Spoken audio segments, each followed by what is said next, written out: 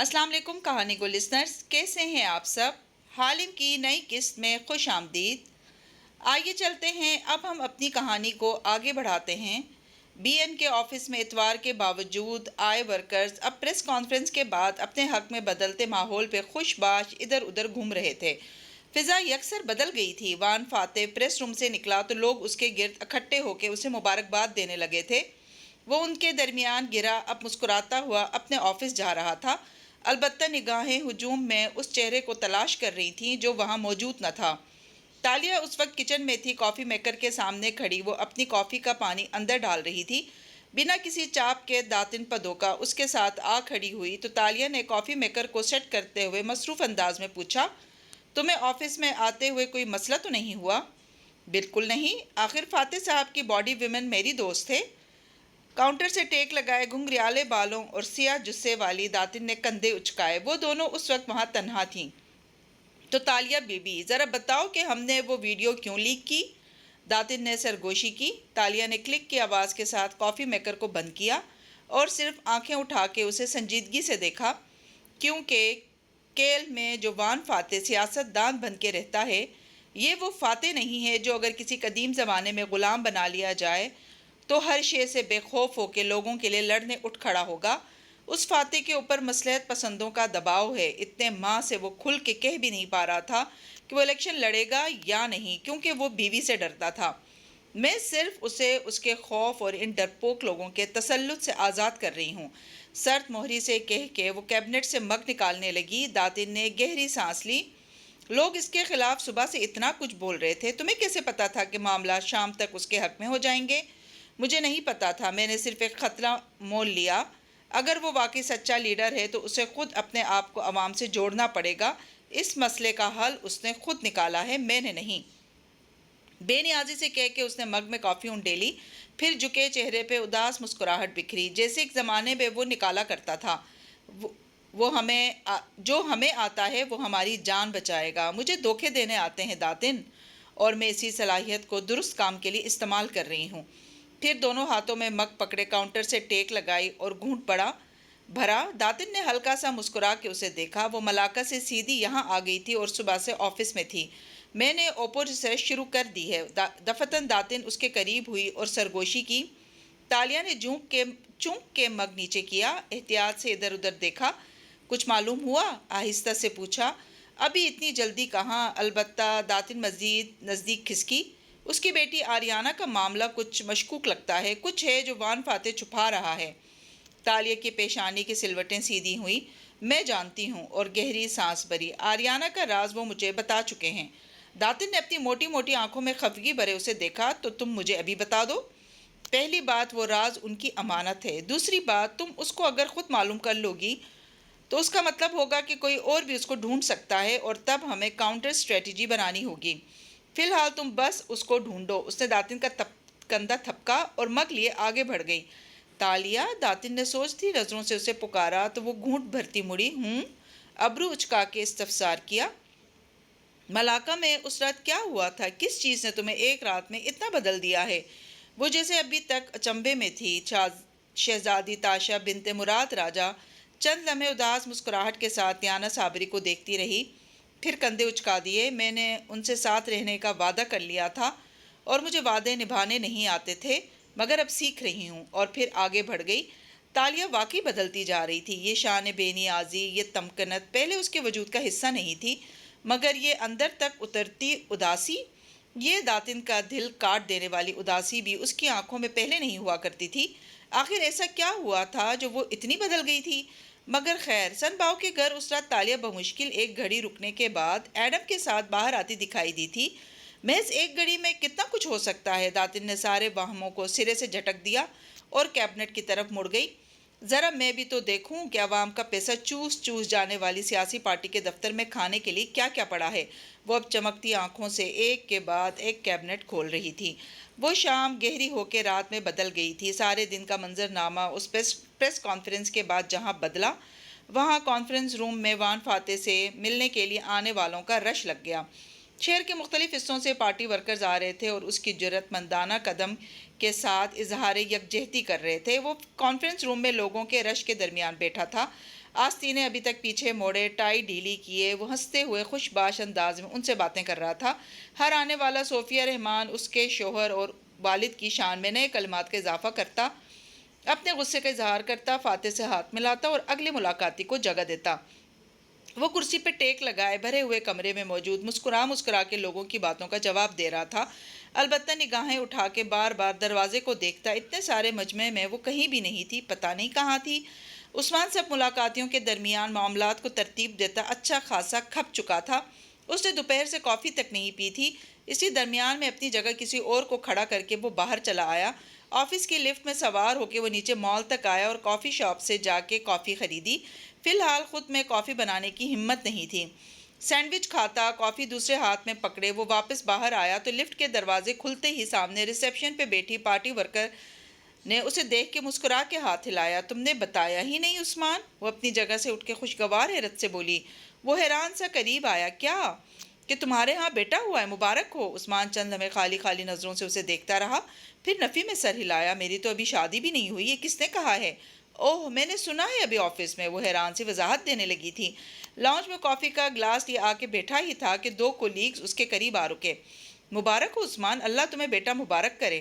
وہ گردن اٹھا کے بے یقینی سے انہیں دیکھنے لگا۔ یا میری شادی بھی نہیں ہوئی ابھی؟ عثمان بہت مبارک ہو، مٹھائی کہاں ہے؟ باتھ رومز کی طرف جاتے ہوئے ایک سینئر سیاستدان نے اسے روک کے کہا تو اس نے ضبط سے گہری سانس لی۔ سر، کسی دوسرے عثمان کا بیٹا ہوا ہوگا، میرے ہاں ایسی کوئی خوشخبری نہیں ہے۔ کافی ختم کر کے سینڈوچ کی کلنگ فلم ردی کی ٹوکری میں ڈال کے وہ ہاتھ دھو کے نکلا اور کانفرنس روم کی طرف جانے لگا تو راستے میں وان فاتح کا آفس کا کھلا دروازہ نظر آیا۔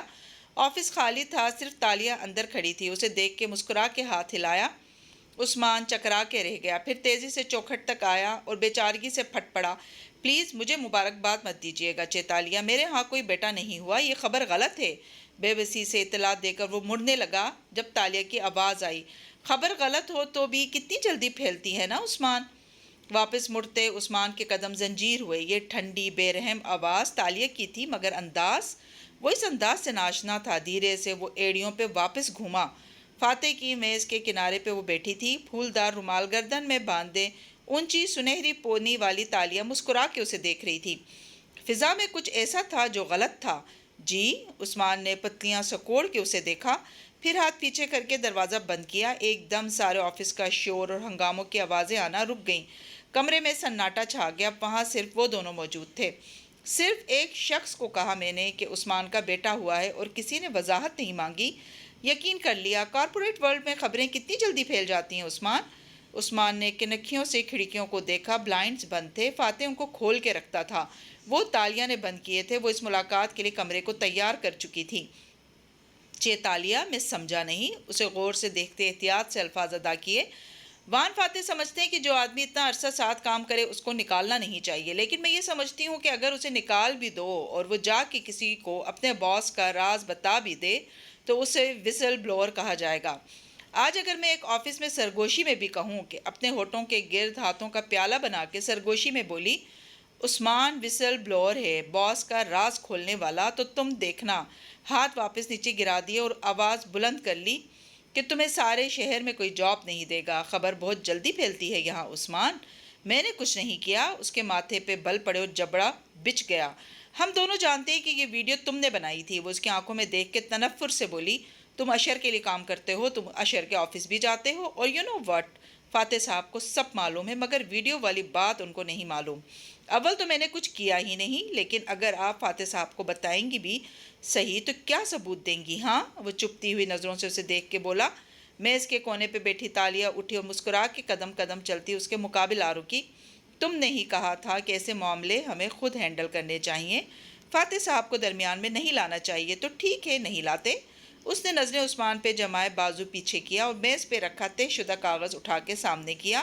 یہ تمہارا استعفیٰ ہے عثمان، اس میں لکھا ہے کہ تم زیادہ اچھی جاب کی تلاش میں بہت افسوس سے یہ جاب چھوڑ رہے ہو، اسے سائن کر دو۔ عثمان کی آنکھوں میں سرخی اترنے لگی، وہ اسے گھرتے ہوئے غرایا، اور اگر میں ایسا نہ کروں تو میں سرگوشی کروں گی کہ تم وسل بلوور ہو اور بٹن کیمرے कैमरा कोड पे लगाए तुम्हारी पार्टी की तस्वीर लीक कर दूंगी। अल्लाह तवांकों की कसम, तुम्हें सारे शहर में कोई अपना सेक्रेटरी नहीं रखेगा। ये तो तय है कि इस ऑफिस में आज तुम्हारी आखिरी शाम है। वो कागज़ बढ़ाए चबा चबा के कह रही थी, अब तुम्हारे पास दो रास्ते हैं, इज्जत से इस्तीफ़ा दे दो तो मैं तुम्हें वान फाते से रिकमेंडेशन लेटर लिख दूंगी और तुम्हें अच्छी जगह जॉब मिल जाएगी, या फिर वाकई में विसल ब्लोअर बन जाओ और फाते साहब के दुश्मनों के पास जाके उनके राज उगलने लगो। 16 घंटे उनके साथ गुजारने पे उनकी कई कमज़ोरियों से वाकिफ़ हो गए। यूँ 4 पैसे तो कमा लोगे मगर सारे शहर की सियासी कम्युनिटी में बदनाम हो जाओगे। फैसला तुम्हारा है। और अगर मैं आपके बारे में सरगोशी कर दूं कि वीडियो आपने बनाई है तब? तालिया ने मुस्कुरा के शाने उचकाए। तो कर दो। तालिया मुराद तो किसी से नहीं डरती, ना मैं कोई सेक्रेटरी हूँ जिसकी रोजी रोटी सियासी पार्टियों से लगी बंदी है। मैं तो पहले ही साहिब सरवत हूँ, मुझे कोई फ़र्क नहीं पड़ता। और वान फाते वो किसके विसल ब्लोअर होने का यकीन करेंगे तुम खूब जानते हो। उस्मान ने एक खशमगी निगाह उसके बड़े हाथ में पकड़े कागज़ पे डाली और फिर झपट के कागज़ खींचा, उसे खोला, ऊपर ले जाके सतूर पड़ी। उसके अंदर बाहर कड़वाहट घुलती जा रही थी। फिर वो मेज़ तक झुका, कागज़ को मेज़ की सतह पे रखा और कलम खींच निकाला। फिर झुक के उस पर दस्तखत घसीटे और तालिया की तरफ मुड़ा। वो अब उसकी तरफ घूम चुकी थी। 1 माह का बोनस और जॉब रिकमेंडेशन लेटर, मुझे दोनों चाहिए।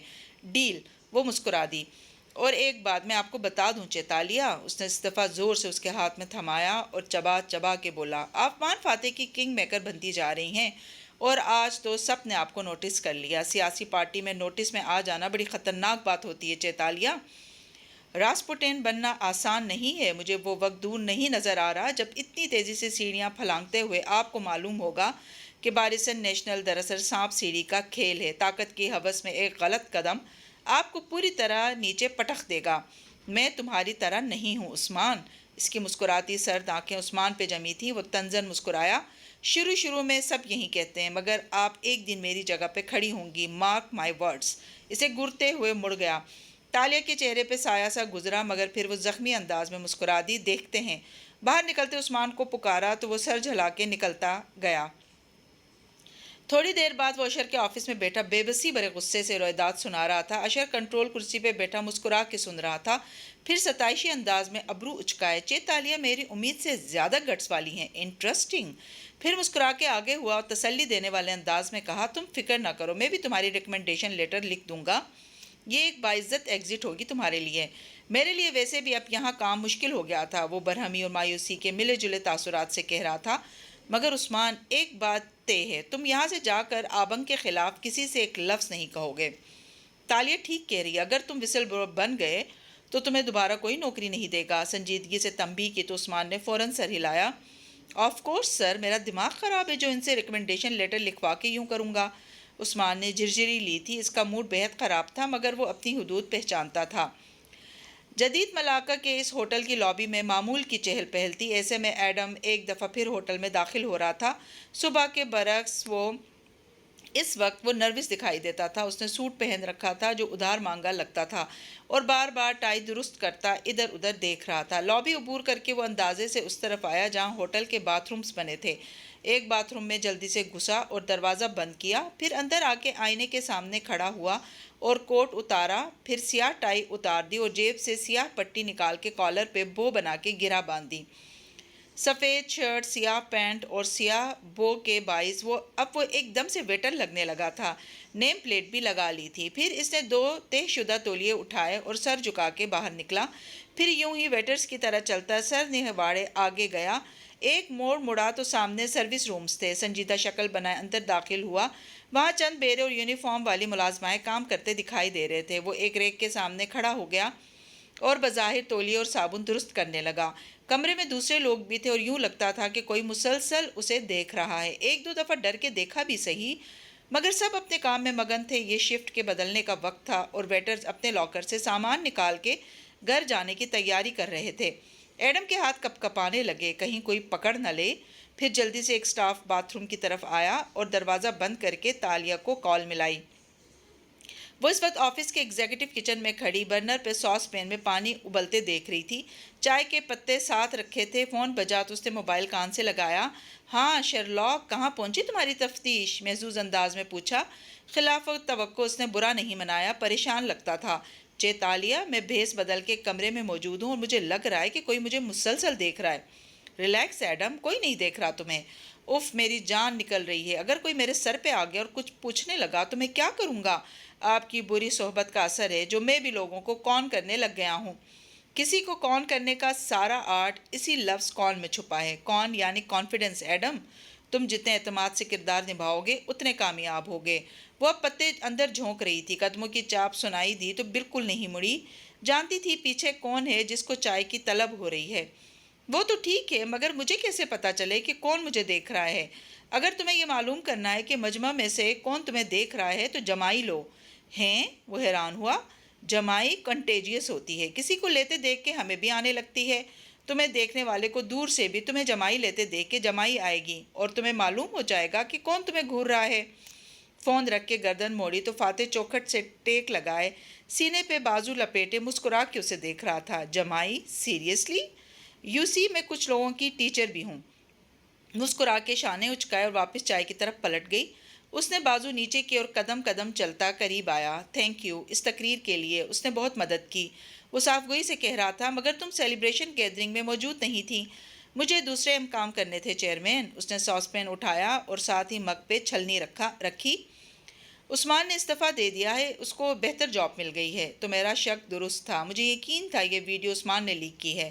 وہ سنجیدہ ہوا تو تالیہ نے چائے کپ میں انڈیلتے شانے اچکائے۔ مجھے نہیں معلوم چیئرمین، وہ عزت سے استعفیٰ دے رہا ہے، ہمیں بھی باوقار طریقے سے خاموش رہنا چاہیے۔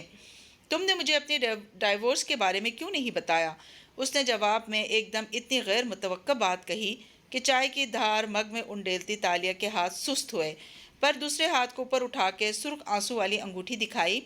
میری دوسری شادی ابھی قائم ہے سر۔ اوہ گڈ، اس کی جیسی تشفی ہوئی۔ تو وہ سیکنڈ ہسبینڈ ہے جو سفر پہ گیا ہے اور وہاں سے چاکلیٹس بیچتا ہے۔ کول۔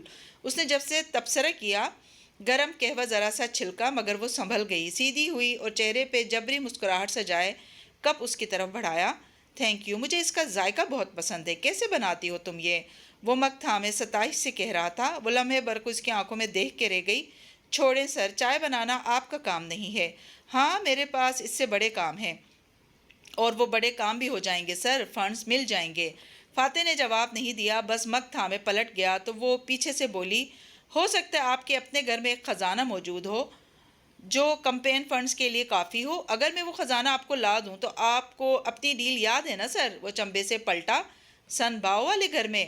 آپ کے گھر میں سر، اس نے مسکرا کے دہرایا اور پرس اٹھاتی ساتھ سے گزر کے باہر نکل گئی۔ وہ راہداری میں آگے بڑھ رہی تھی کہ اشر کے آفس سے نکلتے ایک آدمی کو دیکھ کے رکی۔ وہ سوٹ میں ملبوس باوقار سا آدمی فائل اٹھائے نکل رہا تھا۔ تالیہ ٹھہر گئی، یک ٹک اس کو دیکھنے لگی۔ ابھی چند روز قبل تو اس نے اس آدمی کو خواب میں دیکھا تھا۔ وہ اپنے آفس میں کھڑا شیشے کی دیوار سے نظر آ رہا تھا اور تالیہ راہداری کی شیشے کی دیوار پہ زرد پوسٹرز چسپاں کر رہی تھی۔ جھماکے کی طرح اسے یہ منظر یاد آیا۔ وہ آدمی اشر سے آخری بات کہہ کے باہر نکلا تو تالیہ کو وہاں کھڑے دیکھا، ذرا سا مسکرایا اور آگے بڑھ گیا۔ وہ گردن موڑ کے اسے دیکھتی چوکھٹ تک چلی آئی۔ اشر جو کرسی پہ ٹیک لگائے تنہا سا بیٹھا تھا سیدھا ہوا۔ چے تالیہ، یہ کون صاحب تھے؟ یہ ادیب بن سوتے ہیں، معروف سیاستدان، کچھ دن پہلے امریکہ گئے تھے، آج ہی واپس آئے ہیں۔ اب یہ آپ کو اکثر یہاں نظر آئیں گے، اشر مسکرا کے بتا رہا تھا۔ وہ ہوں کر کے سوچتی ہوئی اندر داخل ہوئی۔ اشر بے اختیار جگہ سے اٹھ گیا۔ آپ نے کبھی بتایا نہیں اپنی شادی کا اور اپنی ڈائیورس کا؟ شائستگی سے پوچھا تو وہ ہلکا سا مسکرائی۔ آپ نے کبھی پوچھا ہی نہیں؟ وہ میز کے دوسرے سرے پہ اس کے مقابل آ کھڑی ہوئی تھی، ایک ہاتھ سے بیگ کا اسٹریپ تھام رکھا تھا۔ کمرے میں آکورڈ سی خاموشی ہو گئی۔ ویل، آپ گھر جا رہی ہیں؟ تھوڑی دیر تک، بس ڈسپنسر کی طرف جا رہی تھی پانی پینے تو ان صاحب کو دیکھ کے رکی۔ میرے آفس کا پانی زیادہ صاف ہے، وہ مسکرا کے کہتا میز کے پیچھے سے نکلا اور سائڈ ٹیبل تک آیا، ٹھنڈی بوتل فریج سے نکالی اور واپس آ کے اسے تھمائی۔ شکریہ اشر صاحب، اس نے مسکرا کے بوتل پرس میں رکھی اور مڑنے لگی تو وہ جلدی سے بول اٹھا، اگر آپ نے کھانا نہیں کھایا تو ہم ساتھ ڈنر کر سکتے ہیں۔ اصل میں کارنر پہ ایک بہت اچھا نیا ریسٹورانٹ کھلا ہے اور میں نے ان کا کھانا ابھی ٹرائی نہیں کیا، سوچ رہا تھا کہ آپ کا ٹیسٹ۔ میں 9 بجے وہاں پہنچ جاؤں گی، لوکیشن ٹیکسٹ کر دیجیے گا۔ وہ بات کاٹ کے بولی تو اشر گھنگ رہ گیا، اسے تالیہ سے اتنی جلدی حامی بھرنے کی امید نہ تھی۔ وہ جس طرح آئی تھی ویسے ہی چلی گئی اور وہ خوشگوار حیرتوں میں گرا رہ گیا۔ ہوٹل کے سٹاف روم میں ایڈم مسلسل جمائی لیتا ٹرالی پہ چیزیں جوڑ رہا تھا۔ کنکھیوں سے وہ اطراف کا جائزہ بھی لے رہا تھا۔ جب اپنے اپنے کاموں میں लगे थे, कोई भी जमाई नहीं ले रहा था। चेतालिया को तो अल्लाह पूछे। वो ट्रॉली धकेलता बाहर निकला ही था कि पीछे से गरजदार आवाज आई, ए सुनो, तुम कौन हो? एडम ने आंखें बंद करके गहरी सांस ली। मैं कदीम इलाका के महल्लात में सुल्तान, बुंदाहारा, शहजादी, मलिका वगैरह के साथ चहलकदमी करने का शर्फ हासिल कर चुका हूँ, और तो और मैं वक्त में भी सफ़र कर चुका हूँ, और वो भी सपली में, क्योंकि मेरी गर्दन पे ना मोहर बनी ना मेरी याददाश्त खोई। तो तुम क्या चीज़ हो? और फिर पूरे एतमाद से मुड़ा। सामने फ्रेंच कट वाला हेड वेटर खड़ा उसे घूर रहा था। सर, मेरी नाइट शिफ्ट है आज, और मैं कब से आपको ढूंढ रहा हूँ। आपको मैनेजर साहब अपने ऑफिस में बुला रहे हैं। वहाँ हंगामा हुआ खड़ा है, आपके घर से कोई खातून भी हैं वहाँ। और राजदारी से आवाज़ आहिस्ता की, किसी वेट्रेस को भी पेश होने का हुक्म दिया है उन्होंने। क्या मतलब? वो ताज्जुब मगर हल्की सी परेशानी से बोला और तेज़ी से आगे बढ़ गया। एडम ने गहरी सांस ली और जल्दी से ट्रॉली धकेलता आगे बढ़ गया। इसे उम्र से अंदाज़ा हो गया था कि यह हेड वेटर शादीशुदा लगता है, और फिर बीवियाँ तो सबकी शकी होती हैं। तीर निशाने पे लगा या नहीं, इसकी खलासी हो गई थी। वो 5वीं मंजिल पे आया, जहां उस कमरे का बंद दरवाज़ा था जिसके अंदर कैमरा लगा था। ट्रॉली उसने एक तरफ रखी, माथे पे पी कैप जमाई और खामोशी से आगे बढ़ के फायर अलार्म बजा दिया। फिर जल्दी से ओट में हो गया। अलार्म ज़ोर ज़ोर से चिंगारने लगा। चंद लम्हों में यके बाद दिगरे दरवाजे खुले और लोग बाहर भागने लगे। एडम ओट से देखने लगा। दफतन मतलूबा कमरे का दरवाज़ा भी खुला और एक नौजवान तेज़ी से बाहर आया। ड्रेस शर्ट और पैंट में मलबूस वो खुश शक्ल और मुहज़्ज़ब सा मिले नौजवान था। दूसरे मेहमानों के साथ वो भी फायर एग्जिट की तरफ भागा। उसके जाते ही एडम तेज़ी से अंदर दाखिल हुआ और दरवाज़ा बंद किया। उसके हाथ फिर से कपकपाने लगे थे। जल्दी से गुलदान तक आया और उसे एक तरफ किया। बल्ब में लगे कैमरे को फिक्स किया ताकि अब मंजर दुरुस्त नज़र आए। गुड। फिर मुड़ा और इधर उधर देखा। मज़ीद ये मेज़ पे चंद कागजात रखे थे, उसने जल्दी जल्दी उनको कंगाला। वहाँ कुछ खास न था। वो आदमी अपना वॉलेट वगैरह साथ ले गया था। ब्रीफ केस भी लॉक था और लैपटॉप को वो इतने कम वक्त में खोलने का सोच भी नहीं सकता था। क्या करे? फिर एकदम वो घूमा। वो फ्लावर बुके जो होटल के मेहमानों के इस्तकबाल में कमरे में पहुंचाया जाता था, वो सामने मेज़ पे रखा सूख रहा था। एडम ने झपट के उस पर रखा कार्ड उठाया। हम मिस्टर फहमी बिन सलाम को खुश आमदीद कहते हैं। वहाँ उस आदमी का नाम लिखा था। उसने मुस्कुरा के नाम अजबर किया और कार्ड वापस रख के तेज़ी से बाहर निकला। लोग अभी तक राहदारी में भागते दिखाई दे रहे थे। वो पी कैप सर पे तिरछी किए रश के दरमियान गुम हो गया। वो रेस्टोरेंट समंदरी ग़िज़ा खाने वालों के लिए ख़ास बनाया गया था। अंदर सुर्ख मध्यम सी रोशनियाँ बिखरी थीं और माहौल को ख़ौफनाक और पुरस्रार सा बना रही थीं। फ़िज़ा में मछली और तले हुए झींगों की खुशबू फैली थी। बालाई मंजिल पे शीशे की दीवार के साथ वाली कुर्सी पे अशर महमूद मुंतज़िर सा बैठा बार बार घड़ी देख रहा था।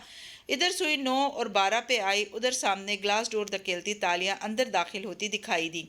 उसने आते साथ ही गर्दन दाएं बाएं घुमाई।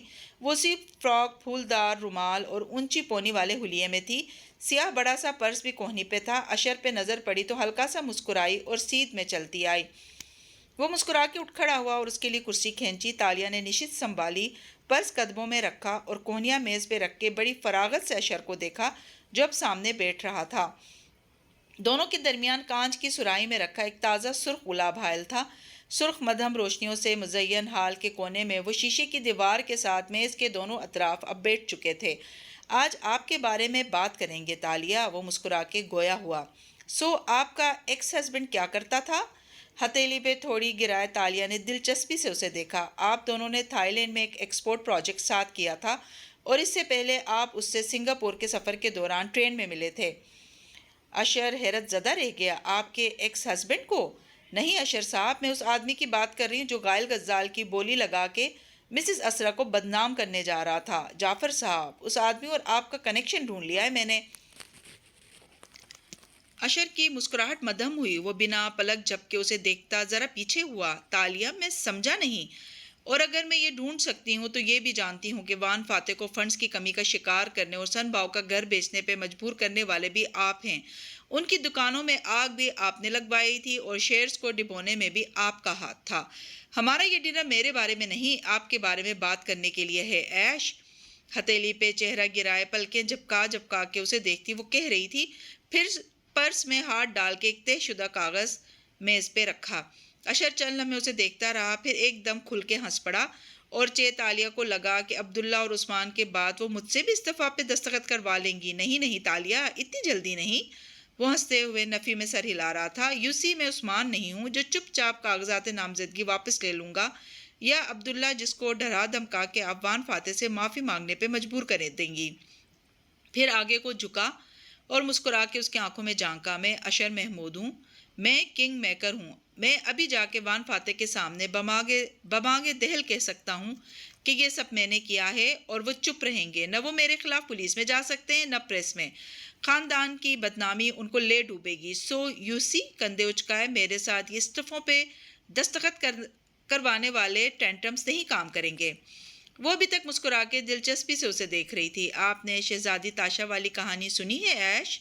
وہ بندہارا کی بیٹی؟ ہاں، کورس میں پڑھی تھی۔ اس نے ابوالخیر نامی امیر اور بدعنوان سوداگر سے مسجد کے نام پہ چندہ لیا تھا۔ تاریخ کہتی ہے کہ اس کی نیت نیک تھی اور مسجد واقعی بنی تھی، مگر میں آپ کو بتاؤں ایش، مسکرا کے اس کی آنکھوں میں جھانکا، اسے نہ مسجد کی ضرورت تھی نہ چندے کی، اسے اس طاقت کی ضرورت تھی جو ابوالخیر جیسے دولت مند آدمی کو اپنا حلیف بنانے پہ اسے ملنے والی تھی۔ یہ استعفیٰ نہیں ہے۔ اس نے کاغذ کھولا تو وہ کوڑا تھا، البتہ اس کے اندر ایک اور ننھا کاغذ رکھا تھا جس کو دیکھ کے اشر چونکا۔ یہ میں نے فاتح صاحب سے کہا کہ ان کے گھر میں ایک خزانہ ہے جو الیکشن میں ان کے کام آئے گا۔ وہ کیوں گھر بیچیں یا قرضہ لیں؟ وہ اس خزانے کو استعمال کیوں نہ کریں؟ اور ننھا کاغذ اس کے سامنے رکھا۔ اشر نے نظریں جھکا کے اس کاغذ کو دیکھا۔ وہ ایک چیک تھا، اشر محمود کی چیک بک کا چیک۔ آپ نے مجھ سے پانی اس لیے مانگا کیونکہ آپ کو میری میز پہ رکھی چیک بک سے ایک چیک پھاڑنا تھا۔ 5 سیکنڈز میں آپ نے یہ کیسے کیا تالیہ؟ میں حیران ہوں۔ کیونکہ وہ خزانہ آپ ہیں اشر صاحب، وہ ہنوز مسکرا رہی تھی۔ آپ مجھے اس چیک پہ لکھی رقم سائن کر کے دیں گے؟ آپ آج سے وان فاتح کی کمپین کو فنڈ کریں گے۔ میں آپ کو استعفے دینے کے لیے مجبور کرنے نہیں آئی، میں آپ کو واپس اپنے کیمپ میں دعوت دینے آئی ہوں۔ اشر کے تاثرات بدلے، ماتھے پہ بل پڑے، لب بھیچ لیے، ایک سخت نگاہ اس پہ ڈالی۔ اور میں چیئرمین الیکشن چھوڑ کے آبنگ کی کمپین میں کیوں شامل ہوں گا؟ ہاں، کیونکہ آپ ابھی تک ان کو آبنگ بھائی کہتے ہیں، کیونکہ جب سے آپ نے ان کے خلاف کاغذات جمع کروائے ہیں آپ سوشل گیدرنگ سے کٹ گئے ہیں۔ لوگ آپ کو پروٹوکول نہیں دے رہے جو وان فاتح کے سائے میں ہونے کی وجہ سے دیتے تھے۔ آپ اکیلے رہ گئے ہیں اور آپ نے عمر کا ایک بڑا حصہ فاتح کا کنگ میکر بن کے گزارا ہے۔ ان سے الگ ہونا آپ کو اندر سے دکھی کر رہا ہے، آپ ان کو مس کرتے ہیں ایش، اور آپ کو میرا ایش کہنا ان کی یاد دلا رہا ہے۔ آپ ان کا جتنا برا چاہ لیں، آپ کے اندر کا وہ ٹین ایج لڑکا جو بہن اور بہنوئی کے ساتھ چھٹیاں گزارنے جایا کرتا تھا، وہ آج بھی وان فاتح کی وجہ کی توجہ حاصل کرنے کا متمنی ہے، بے چین ہے۔ آپ الیکشن اس لیے جیتنا چاہتے ہیں تاکہ فاتح کو کچھ بن کے دکھا دیں۔ آپ ان کے ساتھ کام کرنے کو مس کرتے ہیں ایش۔ زور دے کے وہ ایک ایک لفظ ادا کر رہی تھی اور اشر کے جبڑے کی رگیں بچ چکی تھیں، آنکھوں میں گلابی پن نظر آنے لگا تھا، چپتی ہوئی نظریں تالیہ پہ جمی تھیں۔ آپ کو لگتا ہے کہ آپ کے اور فاتح کے حالات اتنے خراب ہو چکے ہیں کہ واپسی کا کوئی راستہ نہیں، مگر یہ غلط ہے۔ میں آپ کو واپسی کا ٹکٹ دینے آئی ہوں، یہ آپ کی واپسی کی قیمت ہے، اسے ادا کریں اور واپس آ جائیں۔ وہ چپ چاپ اسے دیکھے گیا، کچھ نہیں بولا۔ آپ ایکسپورٹ کے بزنس سے وابستہ ہیں، اگر فاتح صاحب حکومت میں آئے تو میں آپ سے وعدہ کرتی ہوں کہ کاروباری اصلاحات کا وہ بل پاس کروائیں گے جس کا مسودہ آپ کب سے تیار کر رہے ہیں۔ آپ کے آفس کا ہر ورکر جانتا ہے آپ اس بل کے بارے میں کتنے ٹچی ہیں۔ ہم آپ کو ایک چوری ریاست میں حکومت دیں گے، آپ کو آپ کا پسندیدہ بل مل جائے گا اور ہمیں پارٹی فنڈز، اور اگر آپ یہ نہیں کرتے تو آپ اکیلے رہ جائیں گے۔ ٹریلر آپ ایک ہفتے سے دیکھ رہے ہیں، پوری فلم زیادہ بھیانک ہوگی۔ زیادہ کے چکر میں تھوڑے سے بھی محروم نہ ہوں ایش۔ اور پھر وہ کرسی دھکیلتی اٹھی اور بیگ اٹھا لیا۔ وہ ابھی تک چپتی نظروں سے اسے دیکھ رہا تھا، بچی مٹھیاں چیک پہ رکھی تھیں۔ آپ جمعے تک سوچ لیں، جمعے کو کاغذات واپس لینے کی آخری تاریخ ہے۔ میں آپ کو کھونا نہیں چاہتی، میں چاہتی ہوں کہ ہم سب ساتھ مل کے چلیں۔ جمعے کی صبح آپ اس چیک کو سائن کر کے دے دیں گے تو یہ آپ کی واپسی ہوگی، نہیں دیں گے تو بھی ہم عزت سے راستے الگ کر لیں گے، اور پھر الیکشن جیسے فورم پہ ملاقات ہوگی اور خاندان کی بدنامی آپ دونوں کو لے ڈوبے گی۔ اشر بس چپ چاپ اسے دیکھے گیا، لب سختی سے بھینچ رکھے تھے، اور وہ ایک منی لانڈر تھا، اسی لیے ہماری علیحدگی ہوئی، اور میں نے پھر انگلی کی انگوٹھی دکھائی، ایک دوسرے آدمی سے شادی کر لی جو ابھی تک قائم ہے۔ اشر کے لبوں پہ تلخ مسکراہٹ ابھری، سر کو خم دیا، نظریں اس پہ جمی تھیں۔ اور وہ کیا کرتا ہے؟ وہ تالیہ اداسی سے مسکرائی۔ وہ ایک ایڈونچرر ہے، مہم جو، اور پرس کندھے پہ ڈالتی مڑ گئی۔ اس کے باہر نکلتے ہی اشر نے غصے سے چیک اٹھایا اور اس کے ٹکڑے ٹکڑے کر کے پرے اچھال دیا۔ کاغذ کے ٹکڑے شیشے کی دیوار سے ٹکرا کے فرش پہ بکھر گئے۔ سرخ روشنیاں اس کے ارد گرد۔ جمعرات کی شام وان فاتح کی پرسنل ایڈ خاتون جب فاتح کے ساتھ آفس میں داخل ہوئی تو اسے عثمان کی خالی میز پہ ایک لفافہ رکھا نظر آیا جس کے اوپر پیپر ویٹ رکھا تھا۔ وہ بارش بھری ایک گیلی صبح تھی۔ فاتح 2 افراد کے ساتھ تیز تیز چلتا سیدھا اندر آفس چلا گیا تھا۔ وہ لوگ ابھی ایک میٹنگ سے واپس لوٹے تھے اور سیدھا آفس آئے تھے۔ عثمان کے نہ ہونے سے کام بڑھ گیا تھا اور وہ اس کی میٹنگز کا حساب کتاب بھی رکھ رہی تھی۔ سیاہ بیگ سامان سے بھرا آج بھی کوہنی پہ تھا اور گلے میں مختلف رنگ کا پھولدار رومال گلابی فراک کے ساتھ کیجول حلیے کی عکاسی کر رہا تھا۔ لفافہ دیکھ کے وہ میز تک آئی اور تیزی سے اسے اٹھایا، پھر اندر ہاتھ ڈال کے باہر نکالا تو دیکھا وہ اشر کا دستخط شدہ چیک تھا۔ تالیہ مسکرا دی۔ ساتھ میں ایک دوسرا کارڈ بھی تھا۔ اس نے وہ کھولا۔ وہ ایک ہائی پروفائل ڈنر تھا جو ویکینڈ کی شام ہونا تھا۔ وہاں وزیر اعظم صوفیہ رحمان بھی مدعو تھی۔ وان فاتح ایسے ڈنرز کم اٹینڈ کرتا تھا مگر اشر ضرور جایا کرتا تھا۔ اس کی حمایت اس بات سے مشروط تھی کہ وان فاتح اس کی تجاویز بھی سنا کرے گا اور اشر کی پہلی تجویز اس کارڈ کی صورت تھی۔ اس کو اٹینڈ کرنا اب لازم تھا۔ اشر محمود ایک حلیف کے ساتھ اب ڈونر بھی بن چکا تھا اور کوئی سیاستدان اپنے ڈونر کو انکار نہیں کر سکتا۔ تالیہ نے مسکرا کے دونوں چیزیں خاموشی سے اپنے بیگ میں رکھ لی۔ اسے جو کرنا تھا صبح کرنا تھا۔ اشر محمود کے قلعے نما گھر کا لان رات کے وقت برقی پولز کی سفید روشنی میں نہایا کھڑا تھا۔ لکڑی کی کینوپی کے سائے تلے مادہ ہرن اپنے ننھے غزالوں کو لیے گھاس پہ بیٹھی تھی۔ اس کی بڑی بڑی بے تاثر آنکھیں قلعے پہ جمی تھی جس کی کھڑکیاں روشن نظر آتی تھیں۔ اندر لاؤنج میں لٹکتے سارے فانوس روشن تھے۔ پرتعیش صوفوں پہ اسرا ٹیک لگائے تیوری چڑھائے بیٹھی تھی اور اشر اس کے سامنے آگے ہو کے بیٹھا منت بھرے لہجے میں کہہ رہا تھا، کاکا پلیز میری بات سمجھنے کی کوشش کرو۔ ایش مجھے تمہاری سمجھ نہیں آتی۔ اسرا نے بے اختیار کنپٹی چھوئی۔ برے بالوں کا ڈھیلا سا جوڑا بنائے وہ سادہ باجوک رنگ اور کندھے پہ سٹول جمائے اس وقت ایک ٹوٹی بکھری ہاؤس وائف لگ رہی تھی۔ تم نے اتنے مہینے مجھ سے فاتح کی مخالفت کروائی اور اب جب کہ میرا دل بھی کھٹا ہو چکا ہے تم چاہتے ہو کہ ہم اس کی حمایت شروع کر دیں۔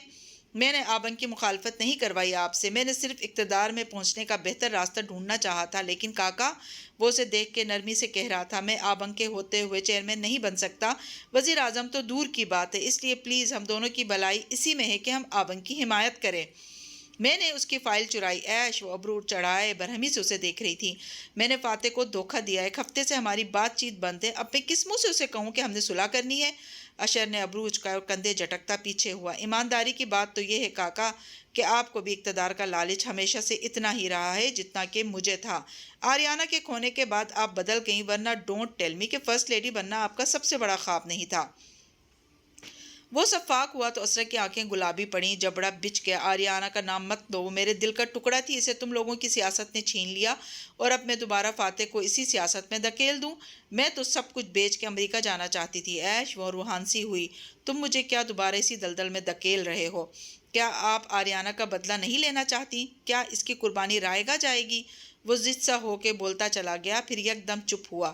اسرا ٹھہر کے اسے دیکھنے لگی تھی۔ قربانی؟ کیا مطلب؟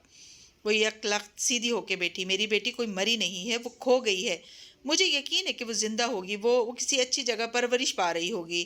اس کی آواز کپ کپ آئی، آنکھ سے آنسو لڑکا۔ ہاں میرا بھی یہی مطلب تھا۔ نہیں ایش، تمہارا مطلب کچھ اور تھا۔ وہ بے قرار سی آگے ہوئی۔ تم کچھ جانتے ہو آریانہ کے حادثے کے بارے میں؟ اگر جانتے ہو تو پلیز مجھے بتاؤ۔ کاکا میں صرف یہ جانتا ہوں کہ صوفیہ رحمان نے آریانہ کے ساتھ یہ سب کروایا تھا، وہ سنجیدگی سے کہنے لگا، اور میرے واپس آبنگ سے آ ملنے کی ایک وجہ آریانہ بھی ہے۔ آپ آریانہ کی وجہ سے سیاسی زندگی سے کنارہ کش ہو چکی ہیں نا؟ تو پھر ٹھیک ہے، اب آپ آریانہ کی وجہ سے ہی واپس آئیں گی۔ اسرا کا گیلا چہرہ وہیں ساخت ہو گیا، آنکھوں میں بے پناہ الجھن ابھری۔ تم مجھ سے کیا چاہتے ہو؟ اشر اٹھا اور اس کے ساتھ صوفے پہ آ کے بیٹھا۔ آپ کیا چاہتی ہیں؟ آریانہ کا بدلہ لینا ہے آپ کو یا نہیں؟ اس کی آنکھوں میں جھانک کے بولا۔ اسرا کا سر اس بات میں ہلا۔ تو پھر ہفتے کی رات ہم ایک ڈنر میں شریک ہو رہے ہیں جہاں صوفیہ رحمان بھی ہوگی۔ اب وہ وقت آ گیا جب صوفیہ اپنے اعمال کا حساب دے۔ اگر آبنگ اس بات پہ راضی ہوتے ہیں تو میرا چیک کیش ہو جائے گا، ورنہ میں ان کے کیمپ میں نہیں جاؤں گا۔ وہ قطعی لہجے میں بہن کو سمجھا رہا تھا۔ گہری نظریں اسرا کے چہرے کے اتار چڑھاؤ پہ جمی تھی۔ اسرا کی آنکھوں میں ابھی تک الجھن تھی۔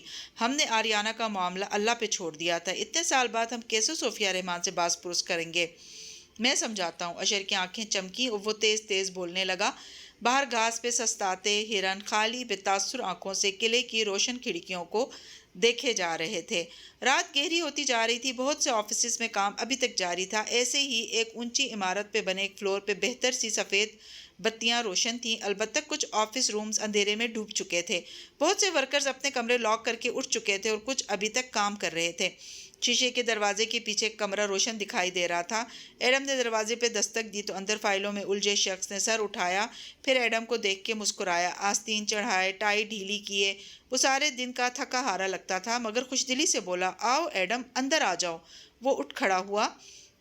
ایڈم سادہ پینٹ شرٹ میں ملبوس، ازلی معصومیت چہرے پہ سجائے اندر داخل ہوا، شرما کے مسکراتے ہوئے ہاتھ ملایا۔ تمہارا کام بہت مشکل تھا ایڈم، مگر فوج کے دنوں کا ساتھ ہے، اس لیے میں نے کر دیا ہے۔ نوجوان نے جھک کے دراز کھولا اور ایک فائل نکال کے اس کے سامنے رکھی۔ ایڈم جلدی سے کرسی کھینچ کے بیٹھا اور فائل کھولی۔ پہلے صفحے پہ فہمی بن سلام نامی اس آدمی کی تصویر لگی تھی جو ہوٹل کے اس کمرے میں رہائش پذیر تھا۔ تو پھر کون نکلا یہ آدمی؟ کوئی کرمنل، کوئی مافیا کا بندہ یا جاسوس؟ ایڈم نے دھڑکتے دل سے پوچھا۔ اس کا سرکاری ایجنسی کا آفیسر دوست ہاتھ باہم پھنسائے آگے ہوا اور سنجیدگی سے بولا، ایڈم، یہ کوئی مجرم یا برا آدمی نہیں ہے، یہ بالکل کلین ہے، ایک نوکری پیشہ اچھی شہرت والا وکیل ہے جو ہانگ کانگ میں ایک لا فرم کے ساتھ کام کرتا ہے۔ اس کے ماں باپ ملاقہ میں رہتے ہیں، ان سے ملنے آتا ہے، بیوی بچے ہانگ کانگ میں ہی رہے ہوتے ہیں۔ ایڈم نے بے چینی سے صفحے پلٹائے۔ فائل میں لکھی تفصیلات اس شخص کی نیک نامی کی گواہی دے رہی تھیں۔ یہ تو اتنا کلین ہے کہ ایک پارکنگ ٹکٹ تک نہیں ہے اس کے ریکارڈ پہ، تم اس کی تفتیش کیوں کر رہے ہو؟ کچھ تو ہو اس کے بارے میں، کچھ تو ہونا چاہیے۔ وہ بے چینی سے صفحے پلٹانے لگا۔ اس طرح مایوسی، اداسی، ہر طرف سے منفی جذبات نے اس پہ حملہ کر دیا تھا۔ کچھ ہوتا تو ہمیں مل جاتا یار، بیچارہ سادہ آدمی ہے، وکیل ہے، محنت مزدوری کرتا ہے، اپنے ماں باپ کے لیے وہاں سے قیمتی تحفے لاتا ہے۔ ایئرپورٹ پہ سامان میں زیادہ تر تحفے ہی تھے، کوئی اسمگل شدہ چیز بھی نہیں تھی، اور اب تو یہ چند دن بعد چلا بھی جائے گا۔ ایڈم ایک دم چہرہ اٹھا کے اسے دیکھنے لگا۔ ہاں، وہاں اس کے کمرے میں تحفے بھی پڑے تھے۔ تم اس کے کمرے تک چلے گئے؟ ایک منٹ، وہ چونک گیا۔ وہ اتنے دن سے یہاں ہے، اس نے اب تک ماں باپ کو تحفے کیوں نہیں دیے؟ اور وہ ہوٹل میں کیوں رہتا ہے، ان کے پاس کیوں نہیں ٹھہرتا؟ ہاں، میں نے پتہ کروایا تھا، وہ تحفے لے کر ان کے گھر تک 2-3 دفعہ گیا تھا، مگر وہ شاید وہاں نہیں تھے، تبھی دروازہ نہیں کھولا۔ تو کیا اس کا ماں باپ فون پہ کانٹیکٹ تک نہیں ہے؟ کم آن، باہر سے آنے والا بیٹا کال کیے بغیر کب گھر آتا ہے؟ کہہ رہا ہوں نا، معلوم کیا تھا میں نے، محلے والوں کا کہنا ہے کہ اس کے ماں باپ سے کوئی ناراضگی چل رہی ہے۔ ایڈم ایک دم جوش سے سیدھا ہوا، چہرہ چمک اٹھا، اور وہ اس کے لیے دروازہ نہیں کھولتے؟ ایڈم، گھروں میں 100 طرح کے مسئلے ہو جاتے ہیں، اس سے وہ کرمنل نہیں بلکہ ایک اداس غمزدہ بیٹا ثابت ہوتا ہے جو ماں باپ کو منانے کے لیے یہاں آیا بیٹھا ہے۔ چلو کچھ تو ثابت ہوتا ہے نا۔ ایڈم خوشی خوشی فائل سمیٹنے لگا۔ میں آج ہی کیل واپس آیا تھا، پرسوں دوبارہ ملاقہ جاؤں گا، مجھے اس کے ماں باپ سے ملنا ہے، اور پلیز منع مت کرنا۔ زندگی میں پہلی دفعہ ایڈم بن محمد نے اپنے دل کے یقین پہ بھروسہ کر کے ایک راستے کا پیچھا کیا ہے۔ اگر میں کچھ اور نہ ڈھونڈ سکا تو کم از کم خود کو دریافت کر لوں گا۔ وہ جوش اور اداسی سے کہتا فائل میں صفحے لگا رہا تھا۔ اس کا دوست کان سے مسکرا کے اسے دیکھے گیا۔ اگر ایڈم کی خوشی اسی میں تھی تو ٹھیک ہے، اسے کوئی اعتراض نہ تھا۔ جی تو کہانی کو لسنرز، آج کی ایپیسوڈ آپ کو کیسی لگی؟ امید ہے کہ پسند آئی ہوگی۔ کمنٹس میں اظہار ضرور کیجیے گا۔ چینل پر نئے ہیں تو چینل کو سبسکرائب کرنا نہ بھولیں۔ شکریہ۔